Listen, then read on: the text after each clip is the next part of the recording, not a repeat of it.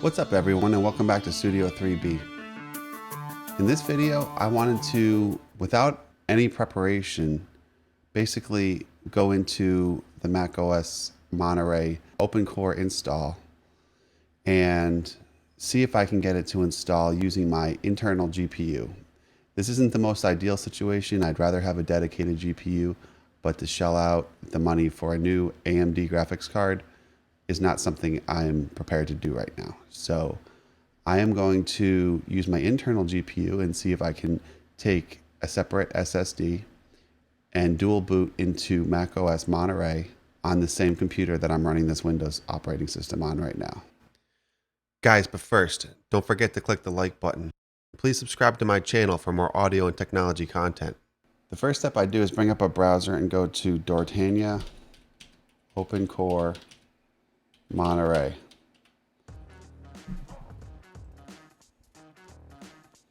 In here, I see the list of explanation of what's changed in the Monterey versus previous macOS installations.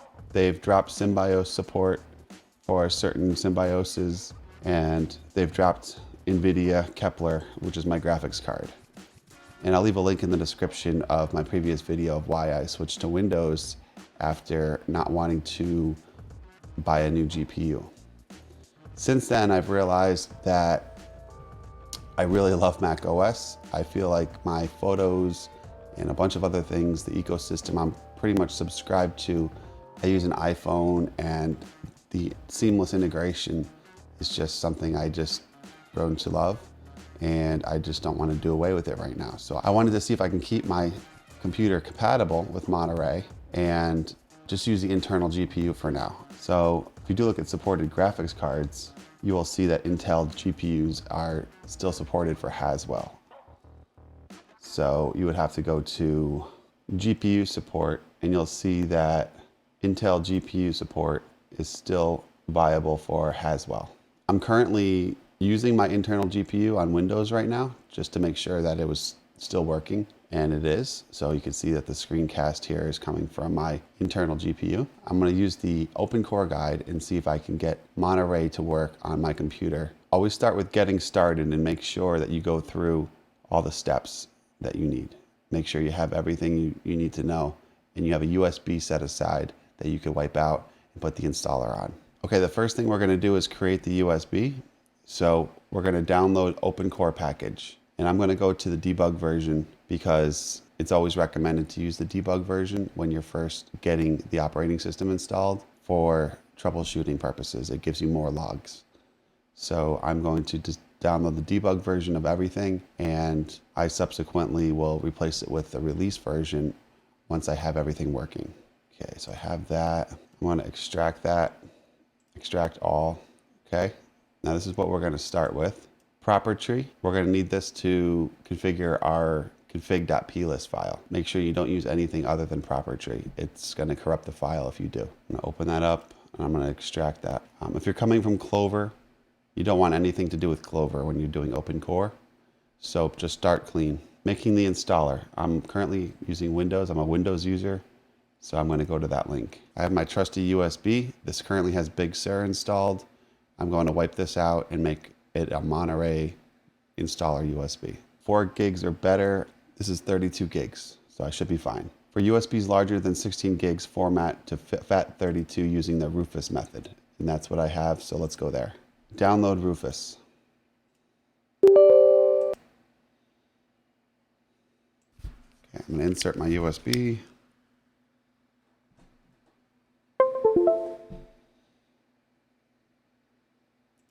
Select my USB drive. Okay, it says set file system to large FAT32. It already is FAT32. And it's set boot selection to not bootable. And looks like they're using GPT. And I'm calling it USB. And cluster size is 32 kilobytes. And I'm going to click start.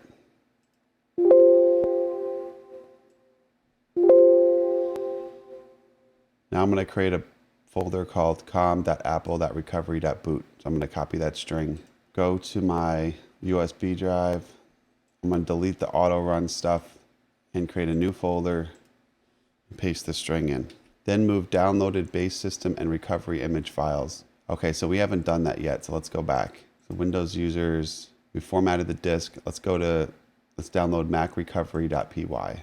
Looks like macrecovery.py might be in the OpenCore folder. Then we're going to need Python installed. I'm going to add Python 3.10 to the path. This is important and critical because you're going to need Python in the command line. So let's do that and hit install now. Okay, setup was successful. Going to close that. Then we're going to download macOS. So we're going to go to the OpenCore package and head to this folder, Utilities Mac Recovery.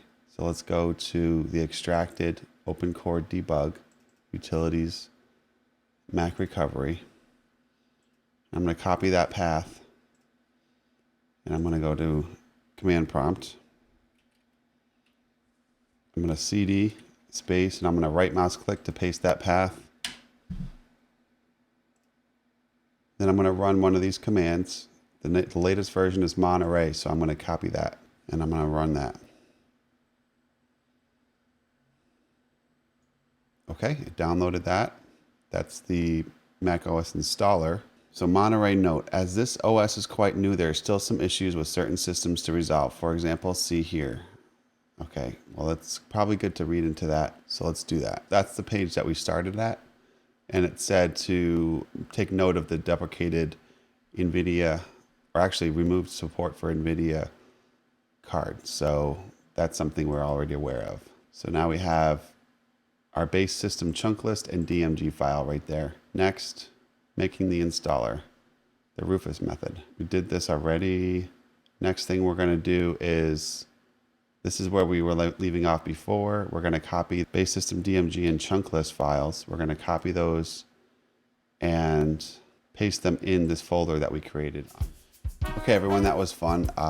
The joys of using Windows. My computer just completely froze copying those files. So I had to reboot. So let's get back into it. Let's recopy those files. So go to the USB, which unfortunately is not recognized at this point.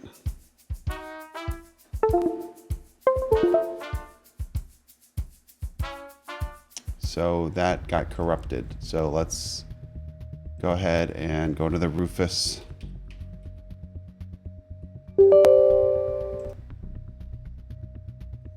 Let's try to format this again. We're going to do non-bootable, GPT, and we're going to do, I'll leave the cluster size alone. I changed that to 32 before as the document said to do, but maybe that was some of the problems. So let's try 16. I'm going to click start.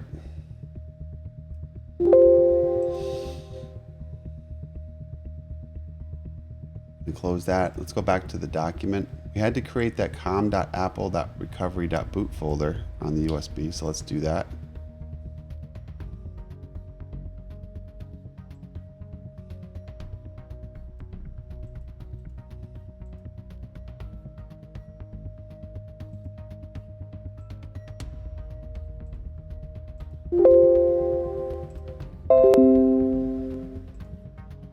Okay, and I had to change the drive letter to U because it was conflicting with my D drive. So let's delete these auto run files, create a new folder, call it com apple recovery boot. Let's go back to the downloads, utilities, Mac recovery. Let's try to copy these files one more time here. Okay, that copy was successful. So let's go to the next step. We have to go and choose your architecture, 32-bit or 64-bit. I'm 64-bit, so I'm going to go to the OpenCore download again, 64-bit, and I'm going to copy the EFI folder and put that on the USB parallel to this folder. Okay. Now it looks like that. So we did the Rufus method, copied the EFI folder, and it looks like that. Now we're going to go to setting up EFI. We're going to add the base OpenCore files. We did that. We're doing debug. Next thing we're going to do is clean up our files. We don't need all the files that come with OpenCore's EFI folder. We're going to delete most of the drivers, but it does tell you to keep these highlighted files. So let's do that. So I'm going to keep boot x64 EFI, open runtime EFI, OpenShell EFI, and OpenCore EFI. And we're going to delete all the other files that we don't need. So let's do that. So boot, we have that file. ACPI doesn't have anything in it. Drivers, we don't need anything except for open runtime.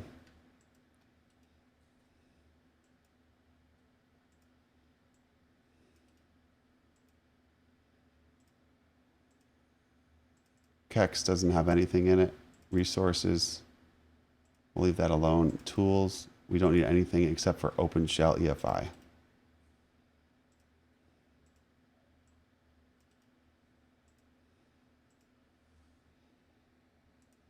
And now our folders look like that. So let's look at it. Next thing we're going to do is gather files. Firmware drivers, required drivers. We need HFS plus EFI. So let's download the EFI, click download. And we're going to need open runtime EFI, and we already have that. So let's go to our downloads, copy HFS plus EFI, and put that on the EFI OC drivers folder. And I'm going to skip the legacy stuff. Kex. Now, Kex stands for kernel extension, and that is basically in Mac OS it's represented as a file, but it actually is a folder. And in Windows, you'll see it as a folder. So the folder name will be drivername.kext, but it is represented in Mac OS as a file. It's kind of different.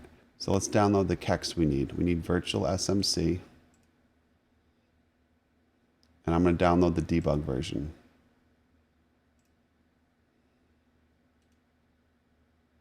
Extract all. Go to Kex. And since these are the different Kex drivers, kernel extensions, I believe we need, I don't have a laptop, so I don't need the battery manager or the light sensor. I'm going to copy SMC processor, SMC Super IO, and the virtual SMC Kext. So let's do that. And I'm going to put that on the USB in EFI OC Kext. Next thing I need, Lilu. That's required. I'm going to go to the debug version. Open that up, extract it. It's just a zip file when you download it, guys. So you need to extract it and get the driver out of it. Copy that, put that into the Kex folder on your USB. So you should have, your Kex folder should start looking something like this. It looks like whatever green is also required. I'll download the debug version there. Again, I have to extract it. Just copy the Kex folder and put that on your USB. EFI OC Kext. I'm not going to worry about onboard audio. I use external audio USB devices, so I'm not going to worry about that. I have an Intel NIC, so I'm going to download the Intel Mousy Ethernet driver. Again, I'll get the debug of that. Extract. And just this one. Put that on OC Kext there. Okay. And USB inject all. We need that to get the USB devices to be recognized.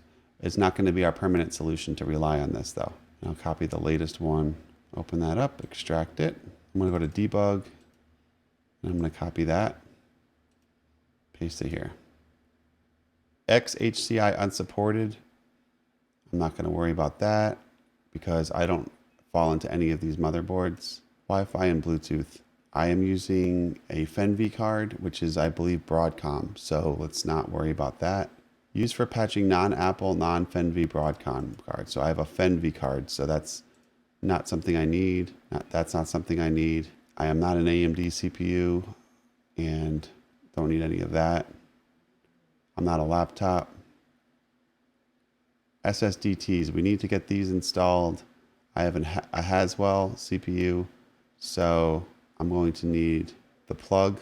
Let's do the pre-built one for now. You got to download this AML, copy it, and you put that into the EFI OC ACPI folder. Let's go back to our chart. We need the EC, we need the SSDT EC for Haswell. Copy. Let's go to that, go to pre-built. I'm a desktop. I'm going to go to this one because I'm not Skylake or newer. Let's go back to the guide. Did that. Now getting started with ACPI. We did all that. What we did was we got the pre-built version. It's not the most efficient solution, but it covers most of the bases. And we can go back and do the manual version later if we'd like. But this is good for now. All right, so we did ACPI stuff.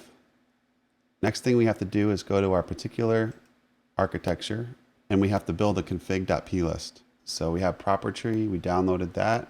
That should be in my downloads folder right here. So let's open that batch file. And what we have to do is copy the sample config and put it in our USB and start editing it. Let's go to the downloads, your OpenCore download, and go to docs, sample.plist, copy that, put that on your USB, the EFI OC folder. You're going to rename it to config.plist. Then you're going to go to proper tree and you're going to open this.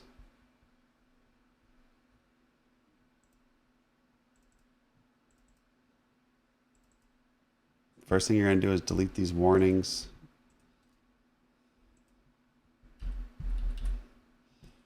Next thing you're going to do is go through your architecture document, desktop, Haswell, and Broadwell, and you're going to go through and just make all the changes you need to make to this config. You have to be very careful you're doing the right thing and you're reading everything properly. Go File, OC Clean Snapshot, and that will grab all the files you put in your USB directory. Go to the OC folder and click Select Folder, and there you go. It populated your drivers and your AML files and everything that you've added so far to your USB into the config.plist so it understands what it is. Okay, and they tend to highlight what you need to do in red. So let's go down to quirks and set these according to your document. Apple CPU PM config lock should be false. Enable for 1010 and older. This one should be true. Custom Symbiosis GUID, false. Disable mapper, true. Lapic kernel panic, that's not I'm not an HP system. Panic no kex dump, true. Power timeout kernel panic, true. And XHCI port limit, true. Make sure you always save your file. Okay, keep going down. It's important to read all of this stuff. I'm kind of skipping to the highlighted portions for now. Next thing we're going to do is go under miscellaneous, debug, put Apple debug to true and Apple panic to true. Target 67, scan policy. This is under security. So we want allow NVRAM reset to be true. We want allow set default to be true. We want scan policy to be 0, and I'll leave this default and I'll leave the vault optional. So I'll put optional here. Always save your file. Next thing we need to do, NVRAM, boot args. So we want to keep it in verbose, which is -v. Keep sims equals 1. Let's add the debug equals 0x100 and ALC ID doesn't matter to me because ALC ID has to do with onboard audio, and I'm not doing that. I'm not worried about NVIDIA web drivers or anything like that. Platform info. So what we need to do is generate these values. And I'm not going to show you this part because I don't want to get my serial number copied, but let me just go like this. And I'll just talk you through this. So download the Symbiosis application, download the zip, extract that. And I'm going to run the batch file, gensymbios.bat. And I want to go, always refer to the document too. Just make note what Symbios that you want to use based on your architecture. So what you do is when you run the gensymbios application, click 3 generate Symbios, and then it asks you, please type the Symbios and gen numbers. And then it generates on the screen, you see a type, a serial, a board serial, SMUUID, and Apple ROM. So you need to copy these values over to the config.p list. Type gets copied to system product name. Serial gets copied to system serial number. Board serial gets copied and put under generic MLB, and SMUUID goes to system UUID. Make sure you save that file. Underneath generic, I have my unique values. Next thing you want to do is keep scrolling down. UEFI should be already filled out already. APFS, audio, I'm not worried about. Input, output, protocols, quirks. Also critical, if you haven't already, make sure your BIOS is set properly. You want to enable VTX and all these other settings in your BIOS. SATA mode should be AHCI. You want this handoff, EHCI to XHCI handoff enabled, and you need to follow the guide based on your BIOS, what should you have enabled or disabled. Next thing we're going to do is go ahead and try the installation process. So that means I'm going to reboot my computer and I'm going to see, do I eventually reach the macOS installer or do I get some kind of error? This is basically the moment of truth to see, did you do all your homework? Did you do all your work? Did you read every line? Did you do everything properly? Or did you miss something? So I'm going to restart the computer and see how that goes. Okay guys, that boot didn't work. I have to go through the document and see what did I miss in my config settings. It looks like I skipped over the section where I have to configure my display. Then I'll continue to go through this document and see what else I might have missed. Okay, one more thing I did was change the min date and min version on APFS to -1. Okay guys, so along the way, I hit a few bumps in the road. I was receiving this error and I was getting stuck every time I was rebooting. And along the way, I fixed a few things that were necessary. So I got my device properties to be correct. I also tweaked a few of the flags according to the document that I might have missed on the initial walkthrough. So you have to go through carefully and make sure each one of these flags and all the quirks are correct according to your architecture. The major thing that I made a mistake on was in the Symbios, I initially chose iMac 16.2, reading the document incorrectly. Turns out because I have a dedicated GPU, but it's an NVIDIA card, I'm turning it off. I had to use an iMac 17.1. That was the only way it was going to boot. So iMac 17.1 is my correct Symbios. And I just want to show you my boot args real quick. I added debug equals, I had a minus sign by accident, equals 0x100. And ALC equals 1, ALCID equals 1 is fine. I added this boot flag, WEGNOE-GPU, that turns off my NVIDIA graphics card. So this is the correct boot args. I'm able to reach the installer, which I will show you, and I will go through the installation of Monterey, but I just wanted to give a thank you and a big shout out to the community of Hackintoshers on Reddit as well as Discord. I could not have gotten through this without them. There's a few individuals that helped me out quite a bit. Guys, when you're in trouble and you cannot get your USB to reach the installer, and you've tried everything and you've read the document over a dozen times and you just can't figure it out, it's fine to put a detailed post on Reddit and hopefully get the support of the community on there. Also, the Discord community can be helpful too. Depending on what time of day you ask a question, you might get a good answer from somebody out there. So please don't give up. The help is out there. There's plenty of tutorials, but when it comes down to it, sometimes you have such a specific architecture and situation that you need somebody with hands-on experience to just look at your particular environment and help you to get set up. Next thing we're going to do is boot to the installer and install the operating system. Okay, what you do is you hit delete when the motherboard comes up and go to boot menu and choose your USB drive. Now, if you made the USB in Windows like we did, you need to hit the space bar here to see the other options. You wait a second and then select USB external. This part takes a second. Finally comes up with some text. You'll see some logs scroll across the screen. And if you do your configuration right, you should get a good number of logs to keep scrolling.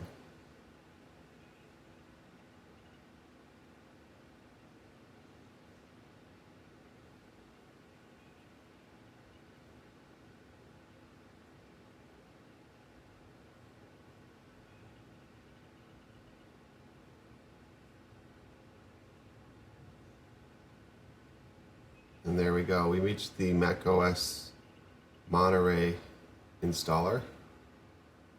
And what I'm going to do, what I did was insert a new SSD in my computer. The reason being, I don't want to overwrite Big Sur. It's completely stable right now in my working computer. And so I wanted to install Monterey on a separate disk just to check it out, test it out. I did not want to overwrite Big Sur at this time, so I'm going to go to Disk Utility, and from here on out, it's pretty intuitive. But what you want to do is you go to your drive, and you got to erase that, and initialize it as APFS. I'm going to call this. I'll call it Monterey SSD, just so there's no confusion.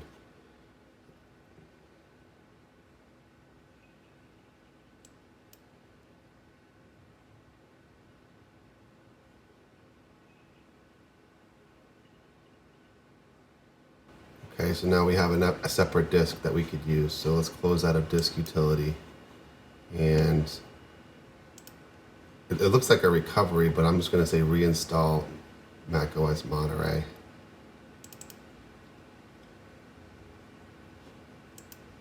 Continue. We need to agree to the license. And then choose the correct SSD.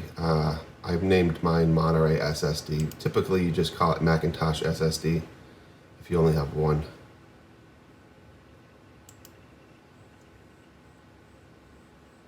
Let's just let this sit here and install, and I'll time it for you.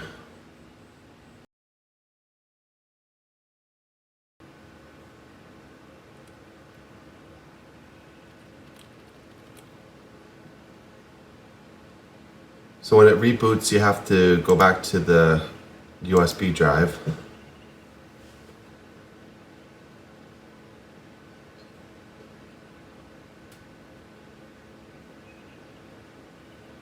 And then you want to continue on macOS installer.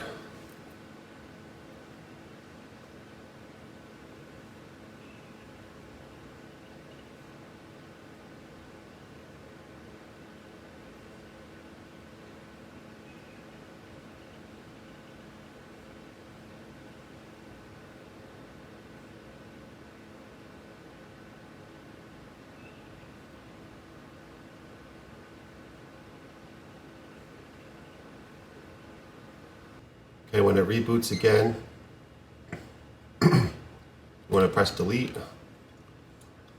Now you could fix this by setting your USB as the default boot device, but every time it reboots, you kind of got to choose that one.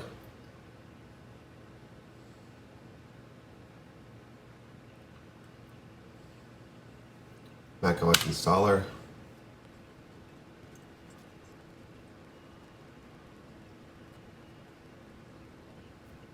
Reboots again. Make sure it goes to the USB.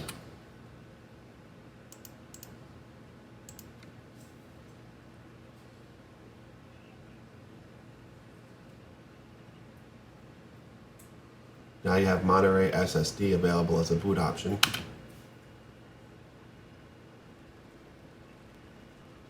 It's going down for another reboot.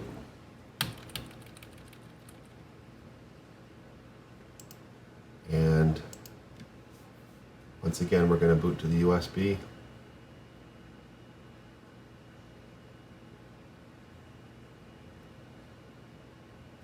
Choose Monterey SSD.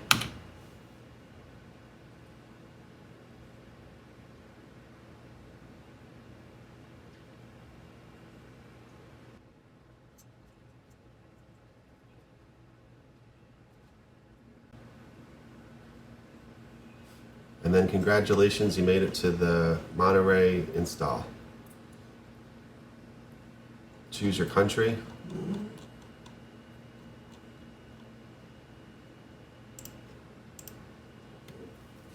And then all in all, this install took about 40 minutes for me. Choose your language, accessibility. I will connect to Wi-Fi because I want AirPlay to work at some point.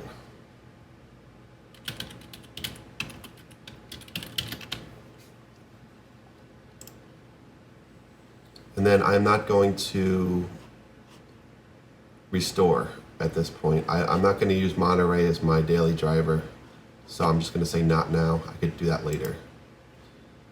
I'm not going to sign in with my Apple ID right now, but I will later.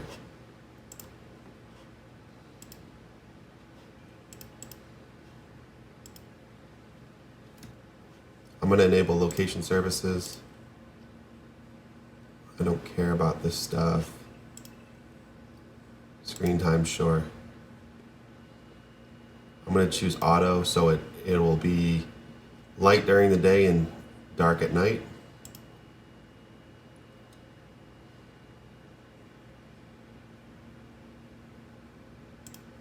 And then identify your keyboard. And there you go. We're in Monterey. Congratulations, you made it this far. So now what you could do is look around the operating system, but keep in mind the boot installer is still in debug mode. It is still on your USB. I will leave a link in the description to the post-install steps I use for Big Sur. They're going to be very similar to the Monterey post-install steps, but basically you're going to copy your EFI from the USB to the EFI of the Monterey SSD, and you are going to map the USB using the USB map tutorial, and you're going to turn everything from debug to release, and you're going to possibly use a GUI picker rather than the text picker for the boot, and set your boot device as the Monterey SSD in your BIOS. But basically you have everything going. You're using USB inject all at this time. Like I said, use the USB map.kext as your final solution. But congratulations, you made it to macOS Monterey. Thanks for watching. If you like this video, click the like button, leave comments in the description, and don't forget to subscribe. Thank you so much. Bye.